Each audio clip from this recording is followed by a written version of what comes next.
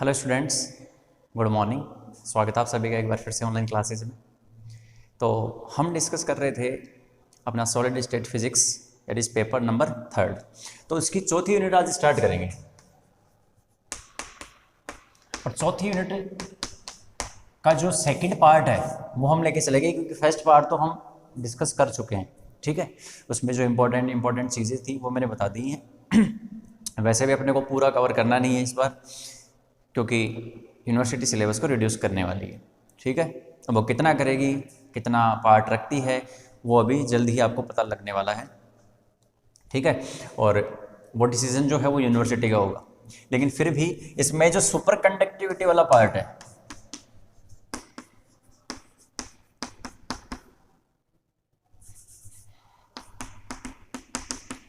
मतलब अतिचालकता, उसको हम ये आज से स्टार्ट करेंगे। अतिचालकता, सुपर कंडक्टिविटी। तो सबसे पहले इसका इंट्रोडक्शन वाले पार्ट की बात की जाए कि 1911 में 1911 में एक डच फिजिसिस्ट थे, कैमरलिंग ओन्स।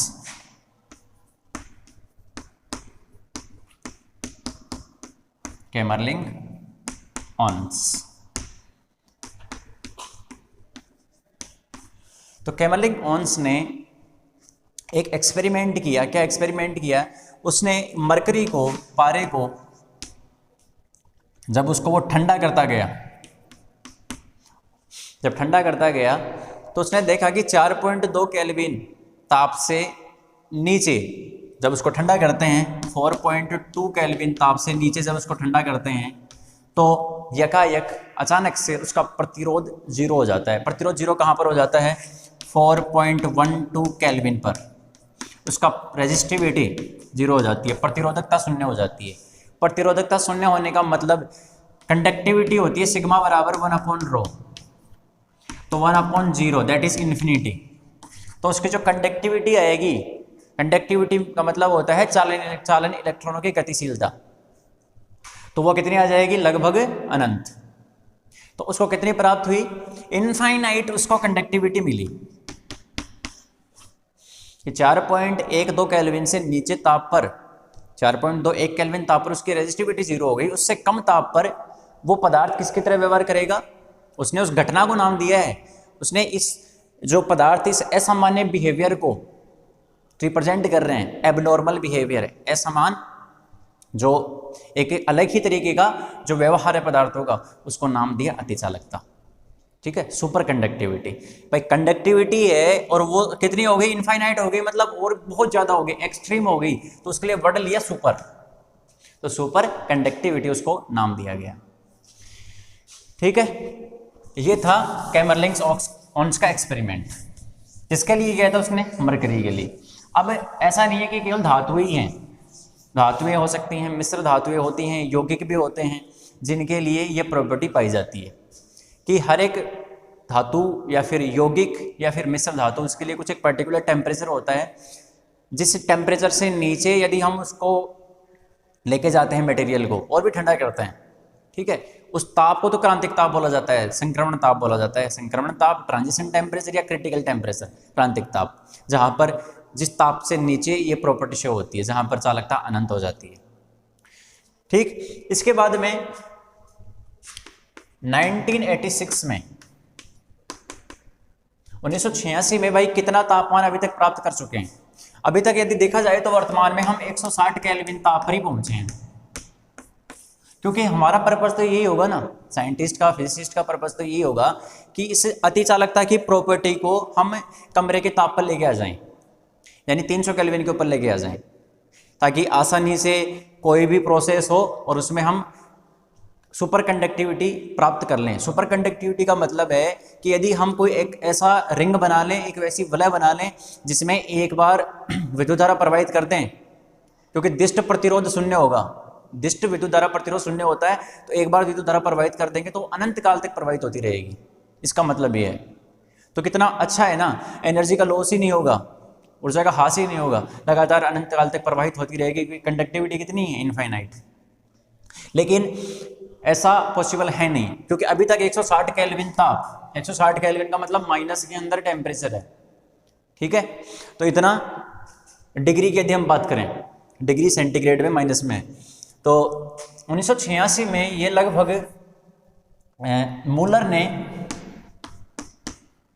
मूलर तथा बेंजोर्ड ने, ठीक है, इन्होंने जो टेम्परेचर प्राप्त किया था वो था 34 केल्विन के आसपास, ठीक है, 34 केल्विन, और वो था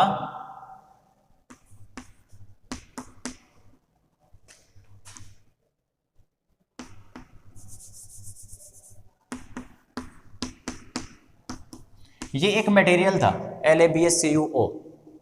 इस मटेरियल में उसने कितना, आपको केवल थोड़ा सा आइडिया रखना है, लिखना नहीं है, 34 केल्विन के आसपास। उसके बाद में फिर वर्तमान में कितना आ गया, लगभग 160 केल्विन के आसपास हम प्राप्त कर चुके हैं फिजिसिस्ट के माध्यम से, जो जितने भी प्रयोग हुए हैं, ठीक है।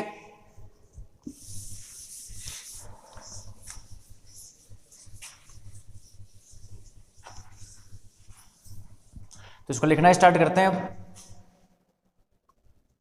लिखो इसमें सबसे पहले आप लिखेंगे कि इधर हेडिंग डाल लेंगे अति चालकता, सुपर कंडक्टिविटी, और उसके नीचे लिखेंगे इंट्रोडक्शन।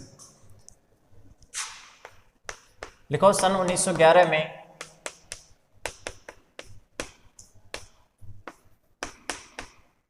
डच होते हैं डच फिजिसिस्ट, ठीक है, डेनमार्क। डच का मतलब है जो मेरे हिसाब से जो नीदरलैंड से रिलेटेड है। तो सन 1911 में डच भौतिक विज्ञानी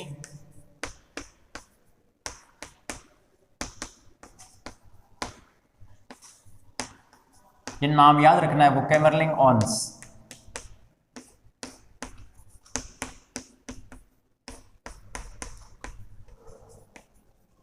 कैमरलिंग ऑन्स,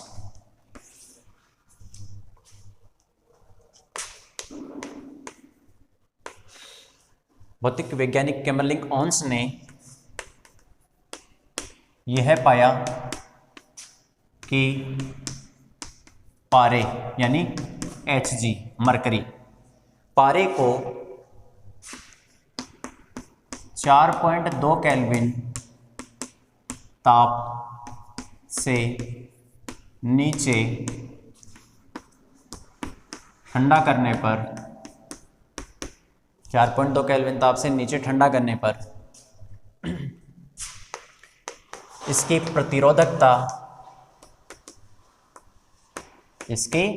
प्रतिरोधकता मतलब रेजिस्टिविटी रो, इसकी प्रतिरोधकता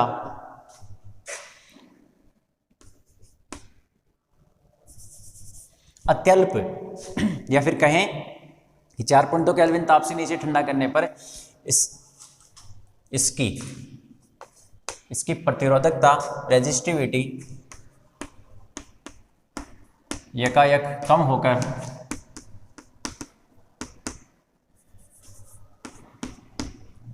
होकर शून्य हो जाती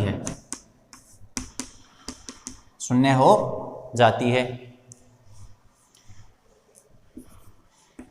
अर्थात चालकता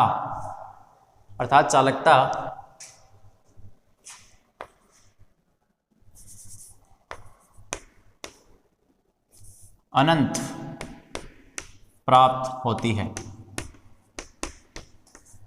चालकता कितनी प्राप्त होती है? इनफाइनाइट, अनंत प्राप्त होती है। इस असाधारण घटना को ओन्स ने या कैमरलिंग ने अति चालकता नाम दिया। इस असाधारण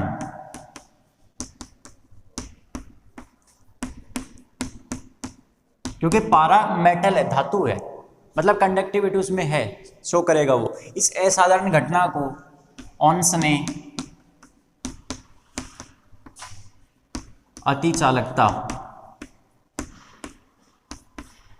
का मतलब है सुपर कंडक्टिविटी।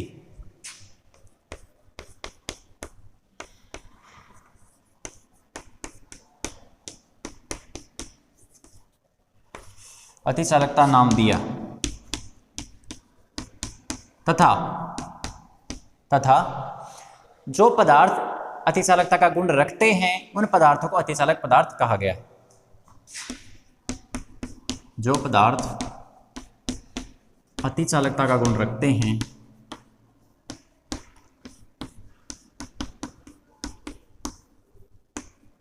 जो पदार्थ अतिचालकता का गुण रखते हैं उन्हें अतिचालक पदार्थ कहा गया। ठीक है, उनको क्या बोला गया? Super conducting material. Super conducting material उनको नाम दिया गया है। तो लिखो इसमें आगे, अब वो ताप कौन सा है जिस पर यह घटना होती है? वह ताप जिस पर प्रतिरोध अचानक से कम होकर लगभग शून्य की तरफ बढ़ता है या फिर चालकता में अत्यंत वृद्धि होती है, उस ताप को बोला जाता है क्रांतिक ताप। वह ताप जिस पर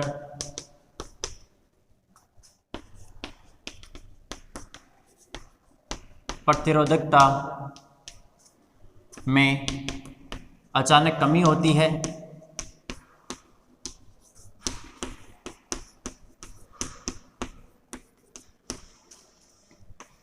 अर्थात वह ताप जिस पर प्रतिरोधकता में अचानक कमी होती है अर्थात चालकता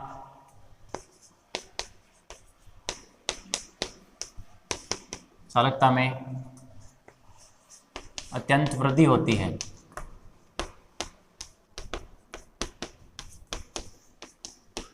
उससे क्रांतिक ताप कहा जाता है। क्रांतिक ताप, क्रिटिकल टेम्परेचर। इसका दूसरा नाम है संक्रमण ताप, ट्रांजिशन टेम्परेचर। क्रिटिकल टेम्परेचर उसे क्रांतिक ताप कहा जाता है। उसे क्रांतिक ताप या संक्रमण ताप कहा जाता है। दूसरा नाम भी लिख सकते हो, संक्रमण ताप, ट्रांजिशन टेम्परेचर। लिखो इसको।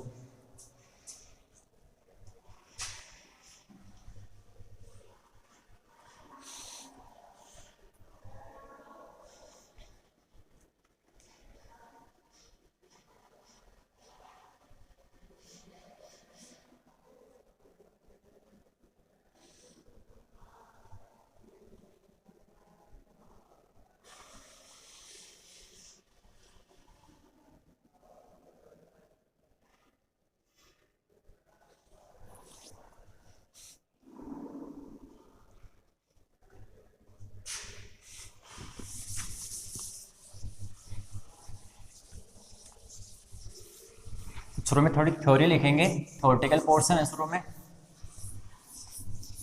डेरिवेशन भी आएंगे इसमें, कि कुछ डेरिवेशन भी वाला पार्ट भी है, बट इसमें थ्योरी ज़्यादा है समझने की, इसमें थ्योरेटिकल पोर्शन ज़्यादा रहेगा।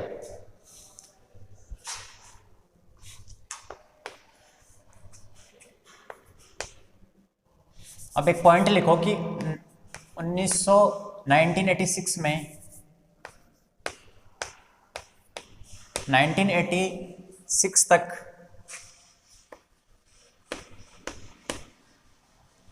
मूलर एवं उनके सहयोगी, ठीक है, एक फिजिसिस्ट थे मूलर, और जो दूसरे हैं उनका नाम है बेडनॉर्ज।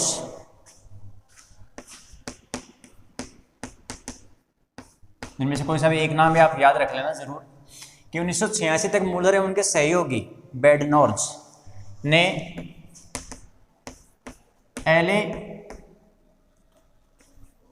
LaBaCuO एक पदार्थ है, सिरेमिक पदार्थ, लैंथेनम, बेरिलियम, कॉपर और ऑक्सीजन।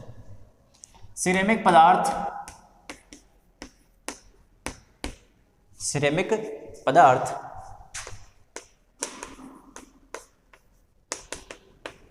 34 केल्विन ताप पर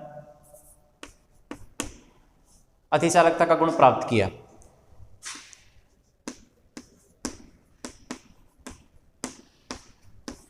अतिचालकता का गुण प्राप्त किया। ठीक है, LaBaCuO एक मटेरियल है, एक सिरेमिक पदार्थ है जिसमें 34 केल्विन आपको ध्यान रखना है, 34 केल्विन। इससे पहले भी 1976 में, ठीक है, 23 केल्विन ताप प्राप्त किया था, उसको लिखना नहीं है आपको। वर्तमान में लिखोगे, वर्तमान में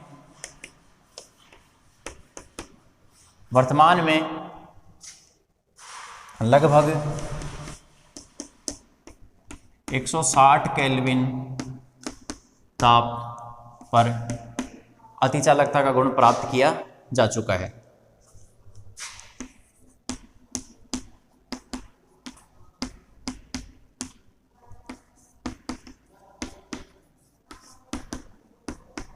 अतिचालकता प्राप्त की जा चुकी है। वर्तमान में लगभग इतना आपने प्राप्त कर लिया है। ठीक है, लेकिन अभी भी कमरे के ताप पर देखो 160 केल्विन तो कहां पर है, कहां पर 300 केल्विन है। अतः अभी भी भौतिक वैज्ञानिकों के द्वारा, फिजिसिस्ट के द्वारा कमरे के ताप पर अतिचालकता एक समस्या बनी हुई है। अतः कमरे के ताप पर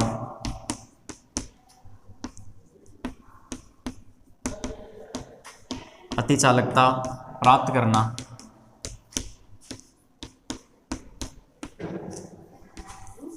अभी भी वैज्ञानिकों के लिए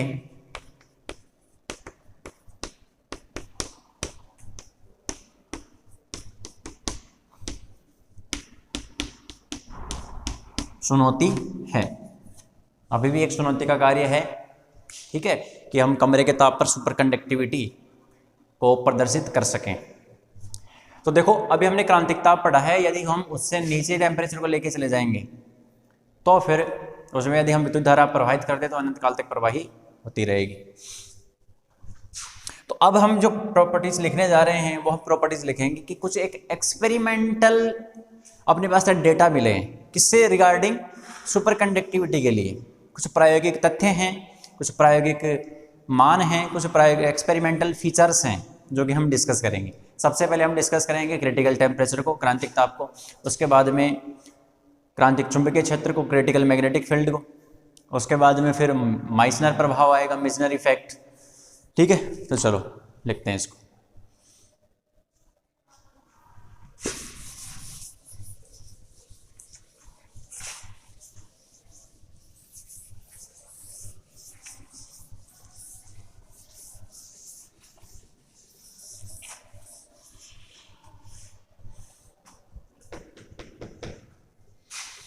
तो इसमें लिखो अगला पॉइंट,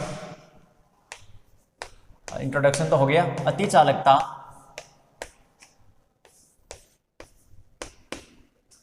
का प्रायोगिक लक्षण। अतिचालकता का प्रायोगिक लक्षण का मतलब है, अतिचालकता के प्रायोगिक लक्षण का मतलब है एक्सपेरिमेंटल फीचर्स ऑफ सुपरकंडक्टिविटी। इसके ब्रैकेट में लिखना एक्सपेरिमेंटल, बहुत इंपॉर्टेंट, बहुत इंटरेस्टिंग टॉपिक है ये superconductivity. Experimental features of superconductivity, ऐसे लिख लेना सुपरकंडक्टिविटी। एक्सपेरिमेंटल फीचर्स क्या क्या हैं, हम इसमें सबसे पहले पढ़ेंगे कि प्रयोगों के द्वारा कुछ तथ्य प्राप्त किए गए हैं, कुछ लक्षण हैं, कुछ फीचर्स हैं। फीचर्स का मतलब प्रॉपर्टीज, गुण। तो इसमें सबसे पहले आता है 1 नंबर के ऊपर क्रांतिक ताप या फिर संक्रमण ताप। क्रांतिक ताप कहें या संक्रमण ताप कहें, इसको इंग्लिश में बोला जाता है क्रिटिकल टेम्परेचर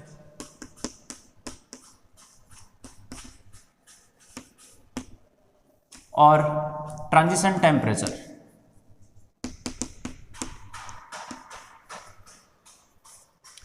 ट्रांजिशन टेम्परेचर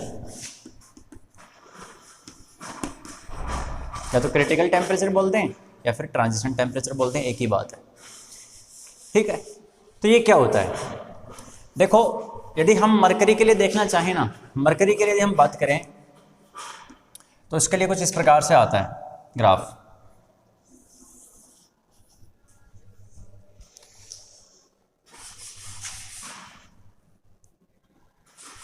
इधर है उसकी प्रतिरोधकता,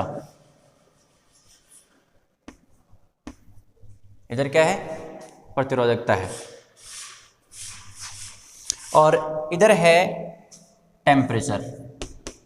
मरकरी के लिए जो एक्सपेरिमेंट किया गया था कैमरलिंगॉन्स के द्वारा, वो मैं आपको बताने जा रहा हूँ। यहाँ पर वैल्यूज हैं, जैसे ये मान लो कि ये स्केल स्टार्ट हो रहा है 4 से, तो 4.00, इसके बाद में यहाँ पर है 4.10, इसके बाद में यहाँ पर है 4.20, ठीक है, यहाँ पर है 4.30 और यहाँ पर है 4.40 केल्विन। ये टेम्परेचर किस में है, केल्विन में, ये टेम्परेचर केल्विन के अंदर है। 4, 4.10, 4.20, 4.30, 4.40 इस प्रकार से आगे बढ़ रहा है। ऊपर जो वैल्यूज़ हैं वो इस प्रकार से स्टार्ट हुई हैं कि जो पहली वैल्यू है वो है 0.025,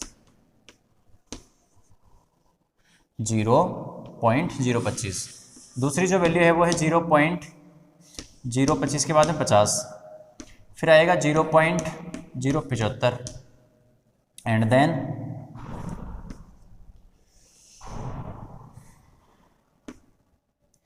0.100, ठीक है, और फिर आएगा 0.125। इस प्रकार से वैल्यूज आगे बढ़ती जा रही। यदि इस मटेरियल को, जो कि मरकरी के लिए है, ये किसके लिए है, पारे के लिए है, मरकरी के लिए, मरकरी के लिए यदि हम उसको 4.2 केल्विन से नीचे ठंडा करते हैं, ये जो टेम्परेचर है, ये वाली जो लाइन है, ये टेम्परेचर की जो लाइन है, टेम्परेचर की जो लाइन है, इससे नीचे यहाँ पर तो बिहेवियर कुछ इस प्रकार से होता है उसका। इससे नीचे जब एक ठंडा करते हैं तो 4.12 केल्विन के ऊपर जाके वो लगभग 0 हो जाता है। यहाँ पर जाके जैसे मान लो कि 4.15 तो यहाँ आएगा, 4.15 इसके बीच में यहाँ पर आएगा 4.12, यहाँ पर जाके इस टेम्परेचर के ऊपर इससे आगे नॉर्मल बिहेवियर होता है, इसके ऊपर एकदम से इस प्रकार से, और यहाँ पर जाके क्या हो जाता है, रेजिस्टिविटी घटते घटते घटते 0 हो जाती है। कहाँ पर, इस वैल्यू के ऊपर 4.12 केल्विन।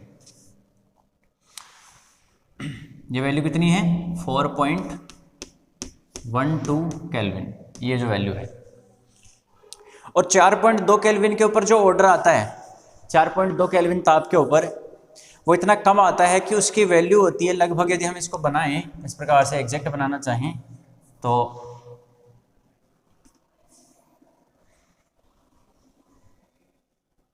इस प्रकार से आएगा कुछ 4.2 केल्विन के ऊपर है। जो इसकी प्रतिरोधकता की वैल्यू होती है वो 10⁻⁻5 ओम, ठीक है, मीटर की कोटि की होती है, इसके बाद -5 ओम मीटर की कोटि। इसको बना लेंगे आप पहले, फिर इसके बाद में इसकी जो थ्योरी है वो मैं लिखवाता हूँ आपको। क्रिटिकल टेम्परेचर क्या होता है, क्या मिश्र धातुओं के लिए किस प्रकार से व्यवहार करता है, अशोधी तत्व यदि मिला दें, वो अशोधी तत्व यदि प्रतिचुंबकत्व है तो क्या होगा, अनुचुंबकीय है तो क्या होगा, किस प्रकार से बिहेवियर होगा। लिखो,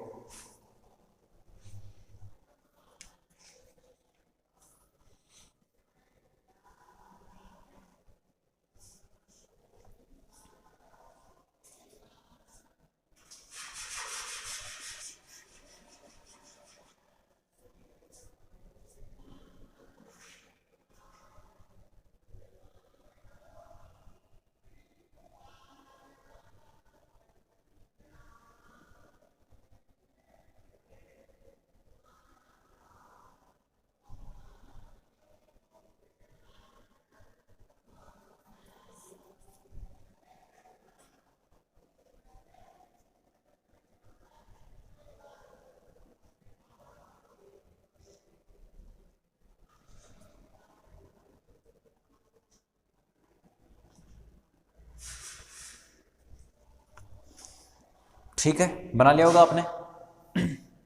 ठीक है, ध्यान रखना प्रतिरोध और टेम्परेचर के बीच में जब बनाते हैं इस प्रकार का इसका मरकरी के लिए देखा जाता है। ठीक है, इधर प्रतिरोध है, इधर टेम्परेचर है केल्विन के अंदर। ठीक है, और ध्यान रखना है कि 4.2 केल्विन पर उसका जो ऑर्डर होता है 10⁻⁵ ओम की कोटि का होता है, मैं लिखूंगा लैंग्वेज में। फिर उससे नीचे जब 4.12 केल्विन पर आते हैं तो ये 4.12 केल्विन इसके लिए क्या कहलाएगा, ट्रांजिशन टेम्परेचर या क्रिटिकल टेम्परेचर, क्योंकि इसके ऊपर इसकी वैल्यू कितनी है प्रतिरोध की रेजिस्टेंस की, 0।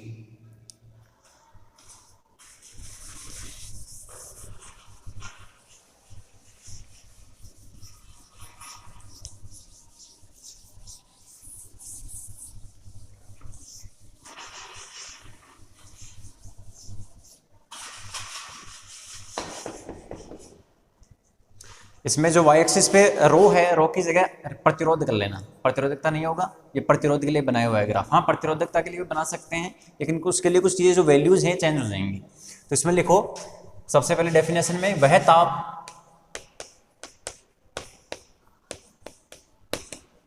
जिस पर किसी पदार्थ का प्रतिरोध घटकर 0 हो जाता है,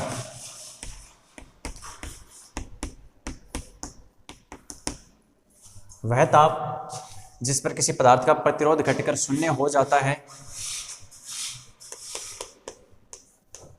क्रांतिक ताप या संक्रमण ताप कहलाता है।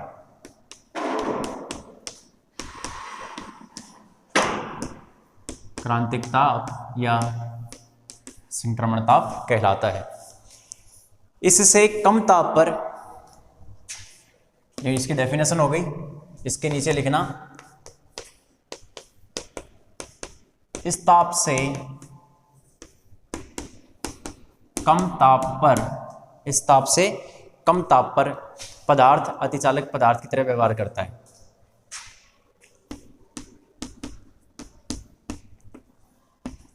वो अतिचालकता शो करेगा, अतिचालकता प्रदर्शित करेगा, मतलब उस पदार्थ को अतिचालक पदार्थ बोला जाएगा। तो इस ताप से कम ताप पर पदार्थ अतिचालक पदार्थ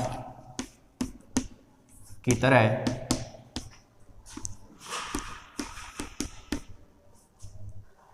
व्यवहार करता है या अतिचालकता का गुण प्रदर्शित करता है।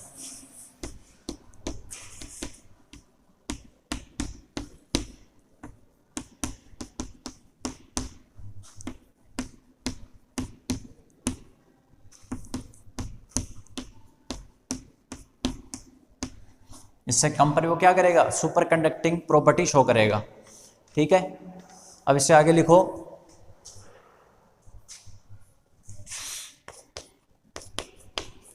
मरकरी के लिए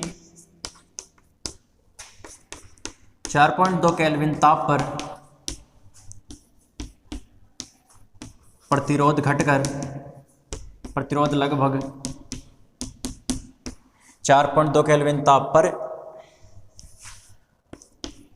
प्रतिरोध लगभग 10⁻⁵ ओम की कोटि का होता है।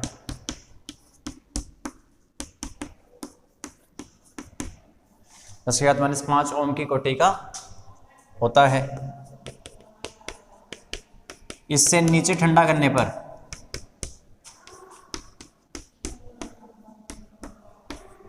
इससे नीचे ठंडा करने पर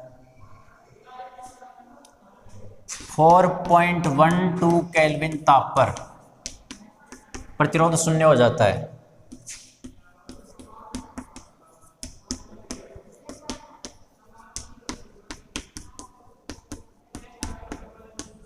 अब जब इस पे प्रतिरोधी 0 हो गया तो फिर इस टेम्परेचर को क्या बोलेंगे, इस टेम्परेचर को बोलेंगे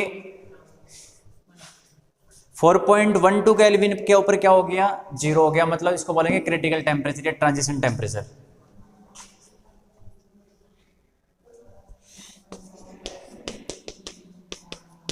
इसे पारे के लिए,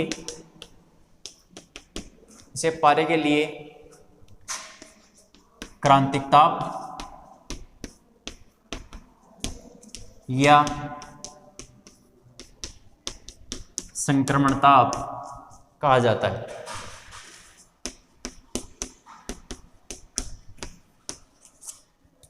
तो मरकरी के लिए ट्रांजिशन टेम्परेचर कितना आएगा? 4.12 केल्विन।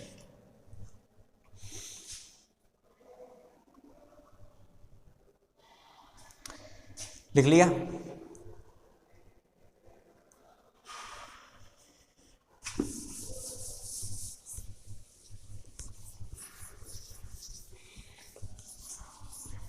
तो हम क्रांतिक ताप से रिलेटेड पढ़ रहे हैं।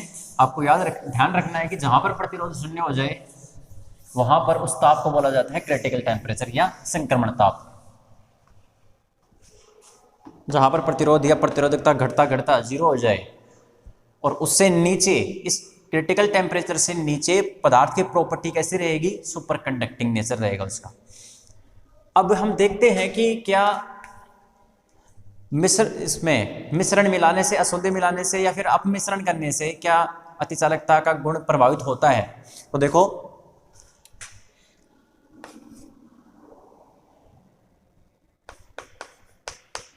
तत्वों में अशुद्धि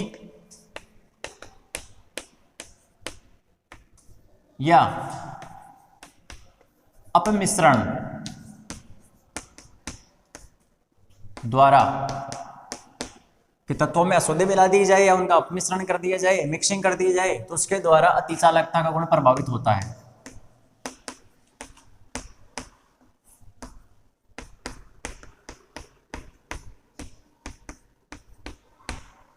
अतिचालकता का गुण प्रभावित होता है।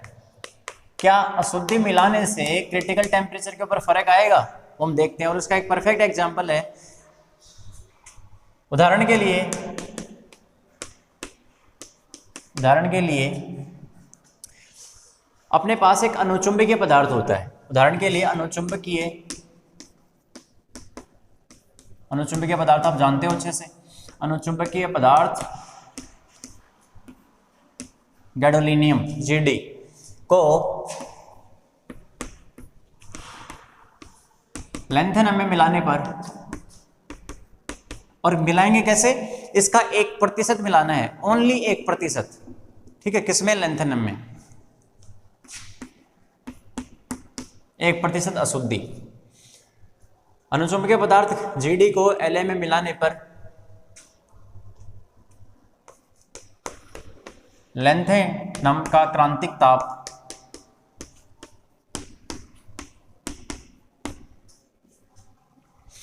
इसका जो टेम्परेचर है वो 5.6 केल्विन से घटकर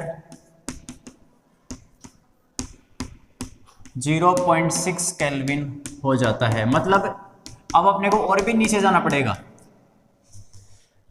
जो क्रिटिकल टेम्परेचर आएगा वो 5.6 केल्विन से घटकर 0.6 केल्विन हो जाता है। ठीक है, और ऐसे ही यदि हम चेक करना चाहें किसके लिए, एक तो अशुद्धि की मात्रा तो ये होगी कि अशुद्धि मिलाने से इस प्रकार होगा, लेकिन ध्यान रखना प्रतिचुंबकीय पदार्थ के मिश्रण का कोई प्रभाव नहीं पड़ता। ये अनुचुंबकीय पदार्थ है। ठीक है, तो इसमें एक लाइन लिख लो कि प्रतिचुंबकीय या प्रतिचुंबकत्व का अतिचालकता पर कोई प्रभाव नहीं पड़ता है। या प्रतिचुंबकीय पदार्थ की अशुद्धि मिलाने पर, ऐसे लिखो, प्रतिचुंबकीय पदार्थ की अशुद्धि मिलाने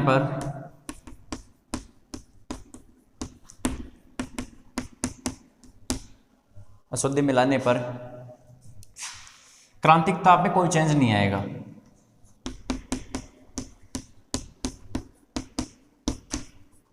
अप्रभावित रहता है, क्रांतिक ताप अप्रभावित रहता है। अब ये तो बात हो गई थी अशुद्धि की, ये जो पॉइंट थे 2, मिश्रण मिलाने से, अपमिश्रण करने से। क्या मिश्र धातुओं का भी कुछ बिहेवियर होता है क्या? यदि दो धातु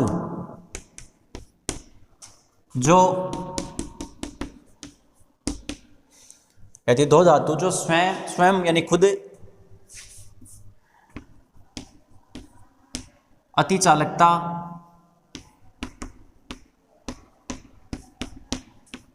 प्रदर्शित नहीं करते हैं। दो ऐसी धातुएं हैं, दो एक एग्जाम्पल है, जो खुद तो परफेक्ट रूप से अतिचालक पदार्थ नहीं है, लेकिन जब उनको मिश्रित कर दिया जाता है, जब उनकी मिश्र धातु बनाई जाती है, वो मिश्र धातु फिर अतिचालकता गुण प्रदर्शित करती है। यदि दो धातु जो स्वयं अतिचालकता प्रदर्शित नहीं करते हैं,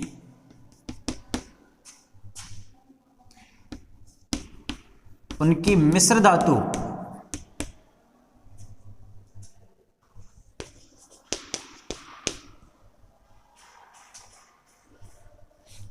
धातु यह गुण प्रदर्शित करती है।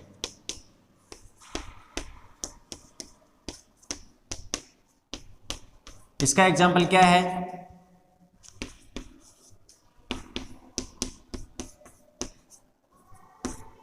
इसका एग्जाम्पल है बिस्मिथ और पैलेडियम। बिस्मिथ और पैलेडियम ये एग्जाम्पल है कि बिस्मिथ और पैलेडियम अलग अलग सुपर कंडक्टिविटी शो नहीं करेंगे, लेकिन जब इनकी मिश्र धातु ली जाएगी, BiPd मटेरियल, बिस्मिथ पैलेडियम मिश्र धातु, ये अतिचालकता का गुण प्रदर्शित करती है। तो ये इंपॉर्टेंट प्रॉपर्टी है, ये जो कि आपको याद रखनी है।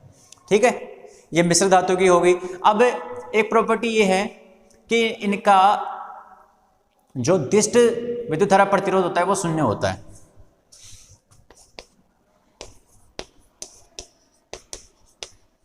अतिचालक पदार्थों के लिए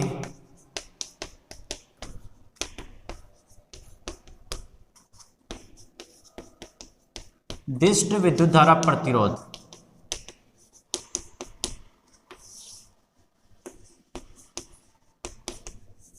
दिष्ट विद्युत धारा प्रतिरोध मतलब डीसी रेजिस्टेंस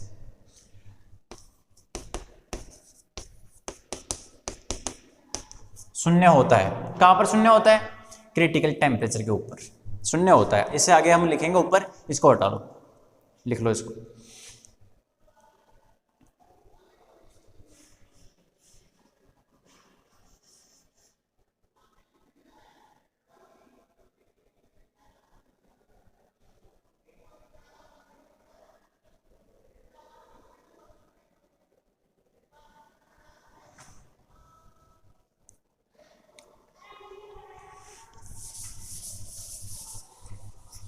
तो अतिचालक पदार्थों के लिए या फिर अतिचालक पदार्थों में दिष्ट विद्युत धारा प्रतिरोध शून्य होता है।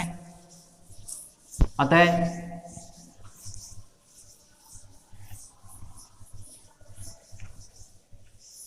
शून्य होता है। अतः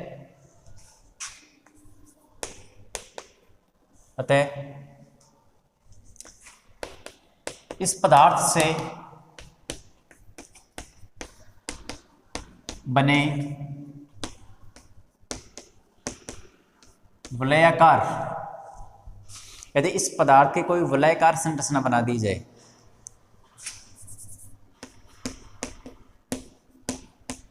वलय का मतलब समझते हैं आप, रिंग। इस प्रकार से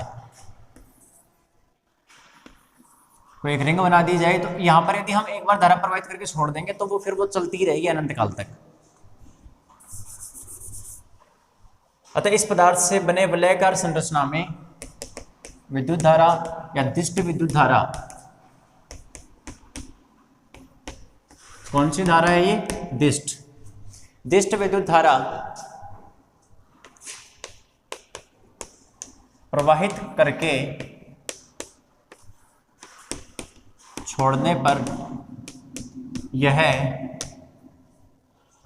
छोड़ने पर यह अनंत काल तक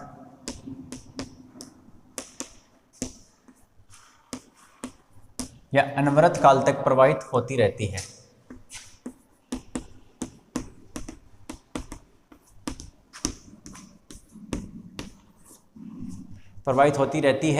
इस धारा को दीर्घ स्थायी धारा, क्योंकि लंबे टाइम तक स्थायी है, दीर्घ टाइम तक, इसलिए इसको बोला जाता है दीर्घ स्थायी धारा या परसिस्टेंट करंट।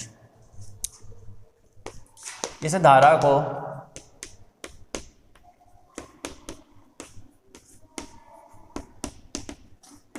दीर्घ स्थायी धारा यानी परसिस्टेंट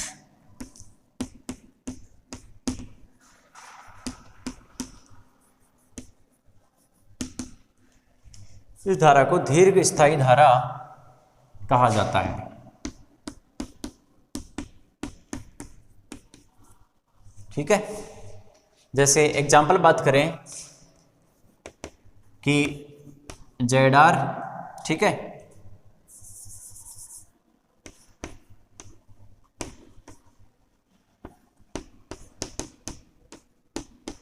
ये कोई एक मिश्र धातु है, नायोबियम और जिरकोनियम। ठीक है, एन बी 0.75, इसका हिस्सा कितना है 0.75, और इसका हिस्सा जेडार का जिरकोनियम कितना है 0.25 के लिए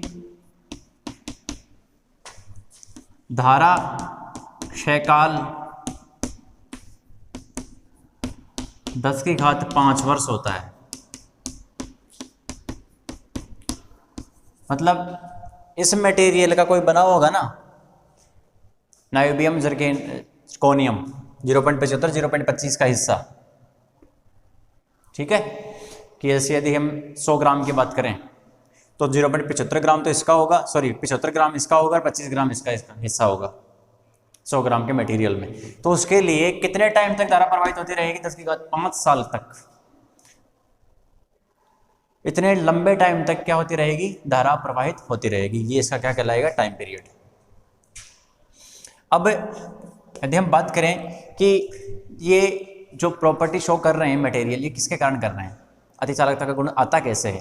तो अतिचालकता का गुण पदार्थों में चालन इलेक्ट्रॉनों के, इनकी एक क्या होता है, क्रमबद्ध, ठीक है, क्रमबद्ध संरचना पाई जाती है, या फिर कहें एक ऑर्डर्ड स्टेट होती है, क्रमबद्ध अवस्था प्राप्त होती है। कहाँ पर, क्रांतिक ताप पर।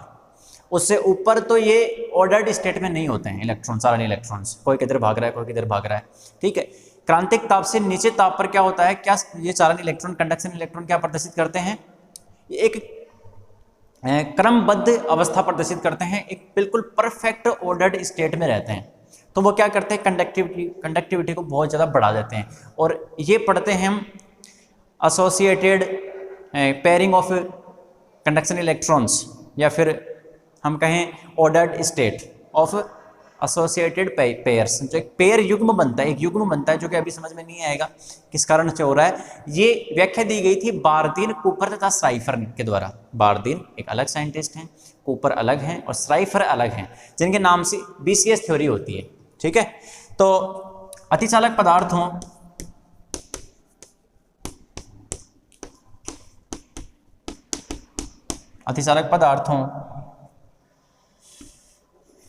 की अतिचालकता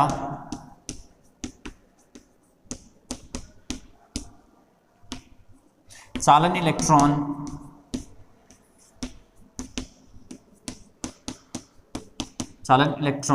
यानी कंडक्शन इलेक्ट्रॉन्स, चालन इलेक्ट्रॉनों की क्रमबद्ध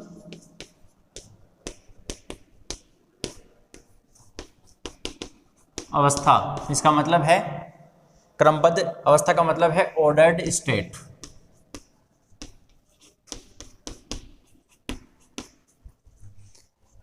अतिचालकता चालन इलेक्ट्रॉनों की क्रमबद्ध अवस्था के कारण प्राप्त होती है, जिसकी व्याख्या बीसीएस सिद्धांत के द्वारा दी जाती है, जिसकी व्याख्या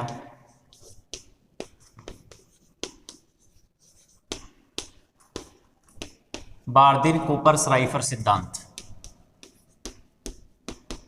बीसीएस सिद्धांत, बार्दीन कूपर श्राइफर बीसीएस थ्योरी सिद्धांत द्वारा दी जाती है। इतना ही यहां पर लिखना है, बाकी डिटेल हम पढ़ेंगे बीसीएस थ्योरी के अंदर। लिखो इसको।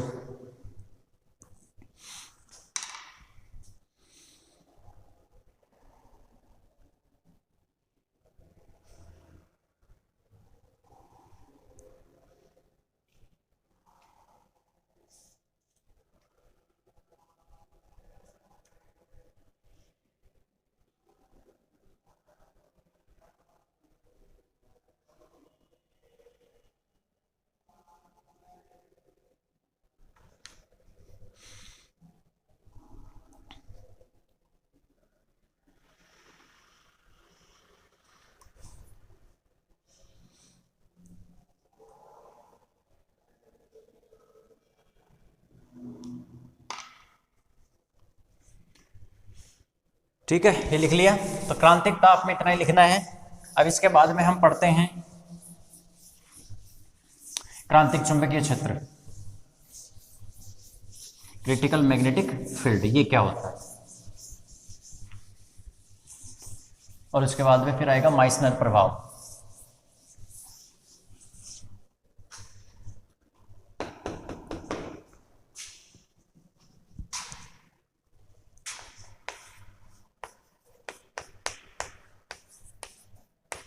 क्रांतिक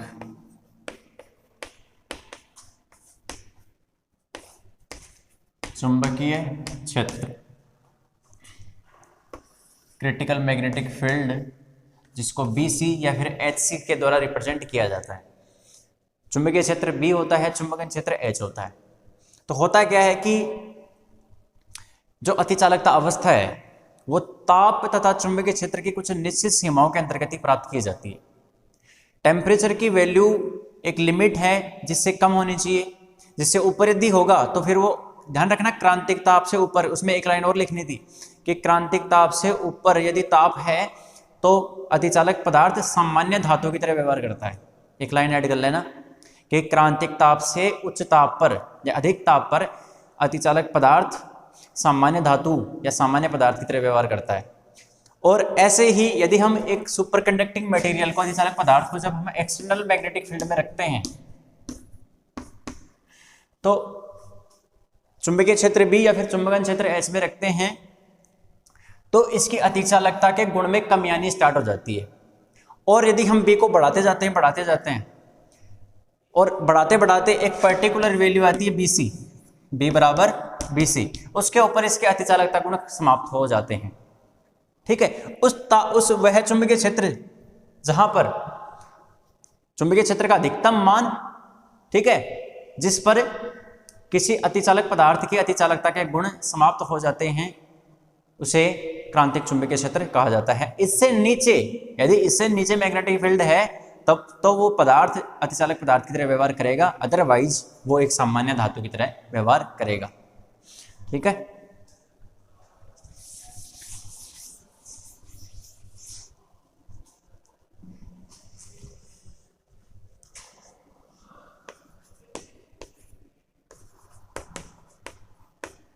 अतिचालकता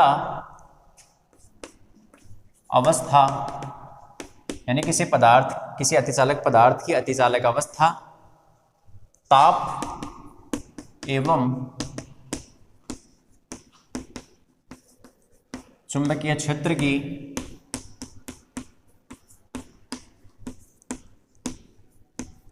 निश्चित सीमाओं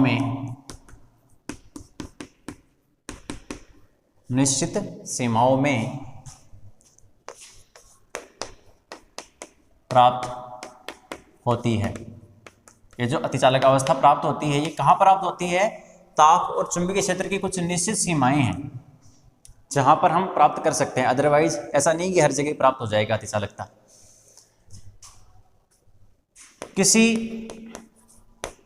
अतिचालक पदार्थ को, अब आती मेन चीज, किसी अतिचालक पदार्थ को बाह्य चुंबकीय क्षेत्र में रखने पर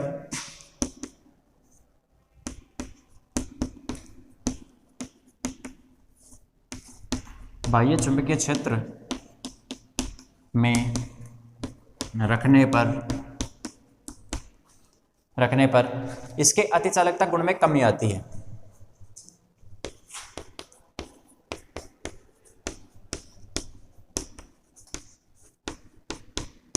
इसके अतिचालकता गुण में कमी आती है। चुंबकीय क्षेत्र के एक निश्चित मान पर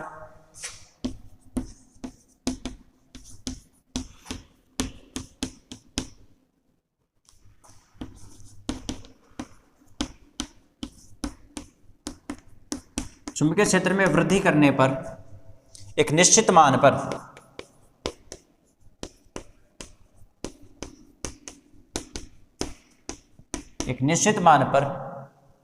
अतिचालक पदार्थ की अतिचालकता समाप्त हो जाती है। अतिचालक पदार्थ की अतिचालकता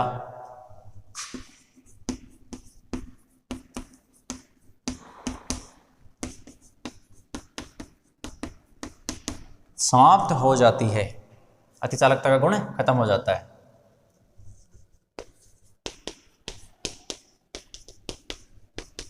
इस चुंबकीय क्षेत्र को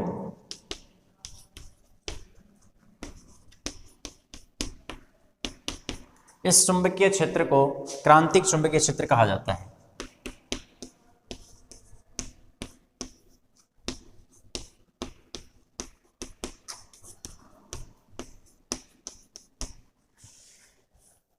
ठीक है, इस चुंबकीय क्षेत्र को क्रांतिक चुंबकीय क्षेत्र कहा जाता है। इसको बोलते हैं क्रिटिकल मैग्नेटिक फील्ड। लिखो इसको।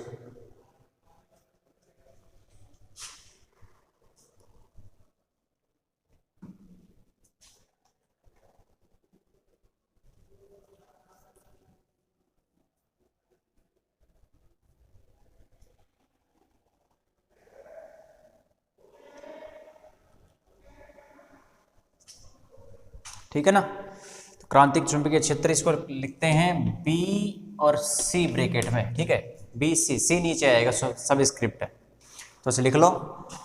इसका मतलब ये हुआ कि कोई अतिचालक पदार्थ है, यदि उसका ताप क्रांतिक ताप से ज़्यादा कर दिया जाए या उसको मैग्नेटिक फील्ड में रखने पर मैग्नेटिक फील्ड की वैल्यू बी से ज़्यादा कर दी जाए, क्रांतिक चुंबकीय क्षेत्र से ज़्यादा कर दी जाए, तो उसके अतिचालक गुण समाप्त हो जाते हैं, लुप्त हो जाते हैं और वो सामान्य धातु की तरह व्यवहार करता है।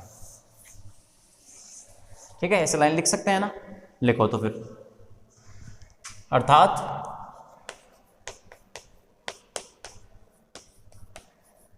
किसी अतिचालक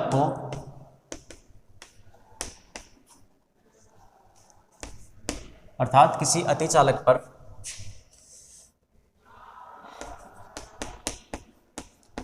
क्रांतिक ताप मतलब Tc से अधिक ताप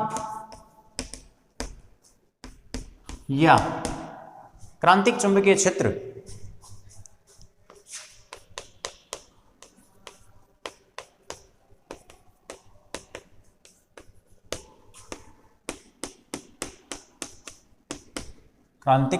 मतलब Bc से अधिक चुंबकीय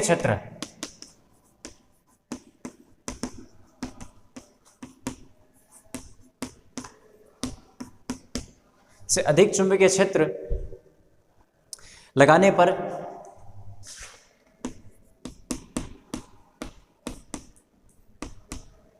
अतिचालक गुण, इसके अतिचालक गुण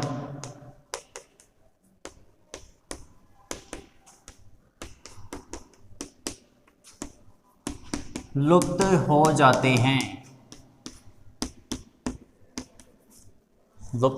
हैं। तुम भी कहोगे सर थ्योरी है, शुरू में थ्योरी है वही, इसमें अतिचालक गुण लुप्त हो जाते हैं एवं यह सामान्य धातु के समान व्यवहार करता है। सामान्य धातु के समान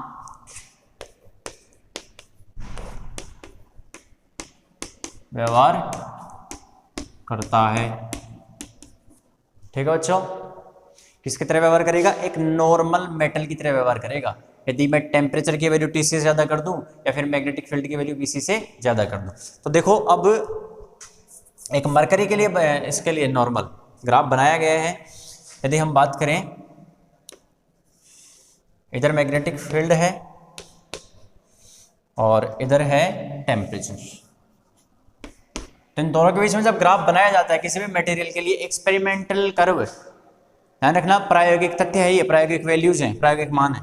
तो जब ये ड्रॉ किए जाते हैं तो मैग्नेटिक फील्ड या फिर देखो चुंबकीय क्षेत्र या चुंबकन क्षेत्र, क्योंकि चुंबकन क्षेत्र वह होता है मैग्नेटाइजिंग फील्ड जो कि मैग्नेटाइज करता है, चुंबकित करता है किसी पदार्थ को।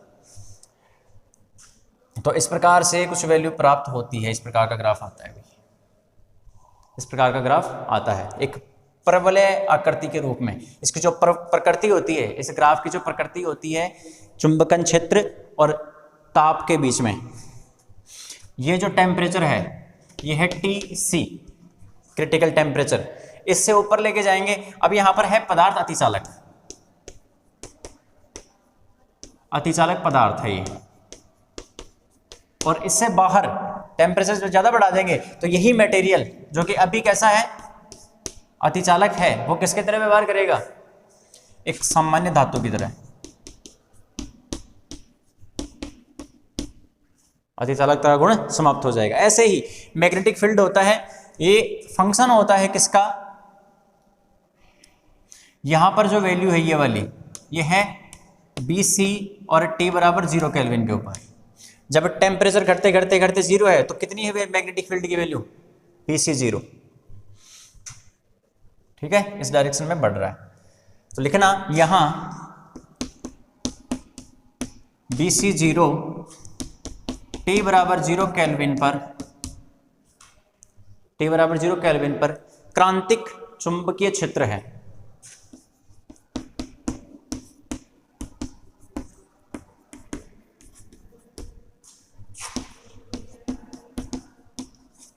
क्रांतिक चुंबकीय क्षेत्र है।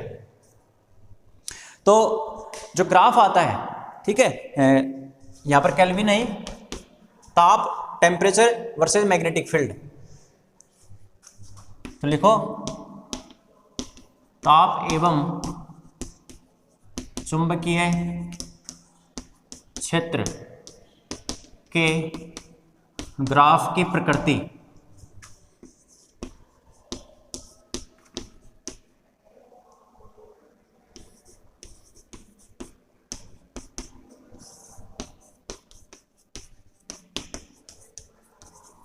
ठीक है, लिख लो इसको।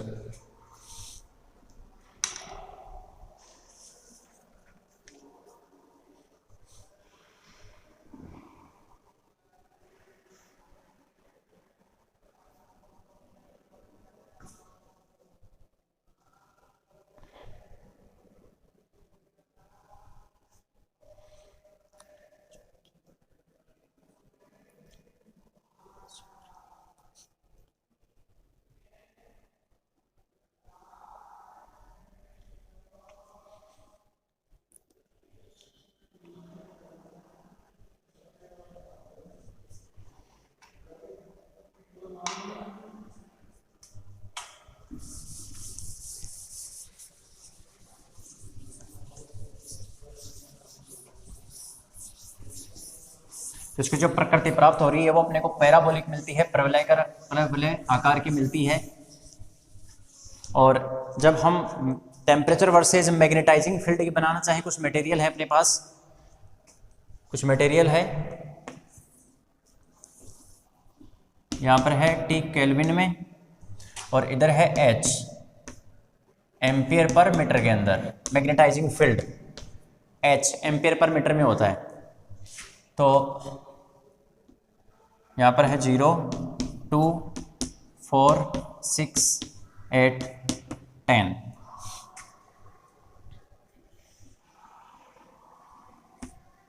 ठीक है,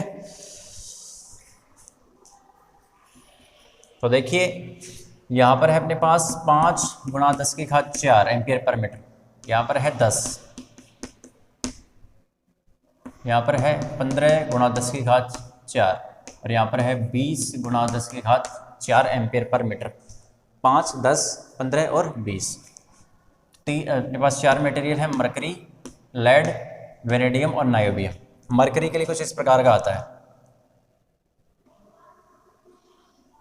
ठीक है, और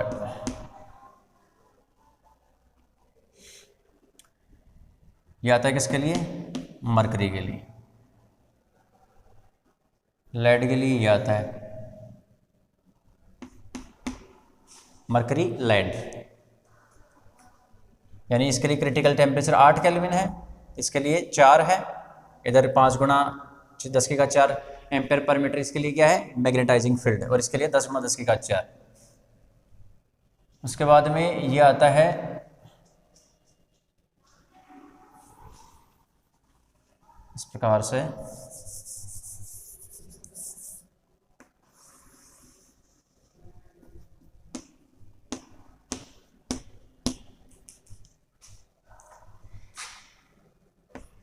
एन बिना ईवीएम के लिए। और ये कर्व आता है जो 6 पे टच करेगा, ये वेनेडियम के लिए। तो ये ग्राफ यदि याद हो जाए तो आपको इसको याद कर लेना, ठीक है। ये एक्सपेरिमेंटल रिजल्ट है।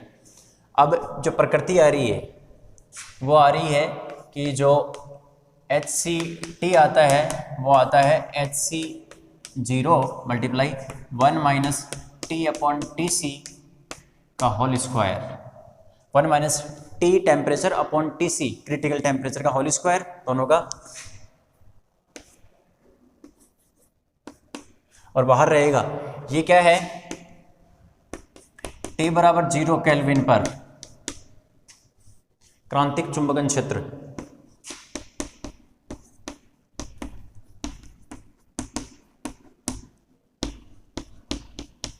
और ये क्या है, T केल्विन ताप पर, किसी ताप T पर, T केल्विन ताप पर क्रांतिक चुंबकन क्षेत्र। जैसे जैसे हम टेम्परेचर बढ़ाएंगे ना, T यदि बढ़ता जाएगा तो एक में से राशि कम होती जाएगी। मतलब अधिकतम मान कितना है, H का अधिकतम मान है HC0, वो घटता जाएगा घटता जाएगा घटता जाएगा। और जब T बराबर TC हो जाएगा, देखो जब T बराबर TC है तो एक का स्क्वायर यानी 1 माइनस 1 कितना हो जाएगा, 0। T बराबर TC पर कितना हो जाएगा,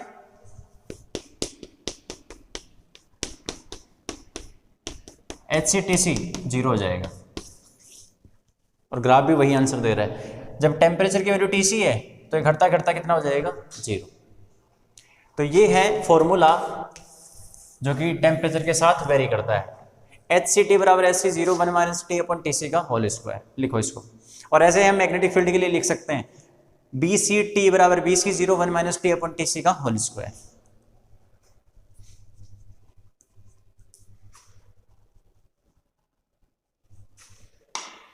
ठीक है, तो आज इतना ही डिस्कस करेंगे, टाइम हो चुका है। नेक्स्ट लेक्चर में हम पढ़ेंगे माइसनर प्रभाव, वहां से स्टार्ट करेंगे। ठीक है, तो आज के लिए इतना ही। इसको अच्छे से क्लियर कर लेना, बेसिक है थोड़ा सा, ठीक है। अच्छे से इसको तैयार करना मटेरियल को, और यदि आप बुक से पढ़ो इसको, लेक्चर को देखने के बाद बुक से पढ़ो तो और भी अच्छा है। ठीक है, तो आज इतना ही। Thank you very much.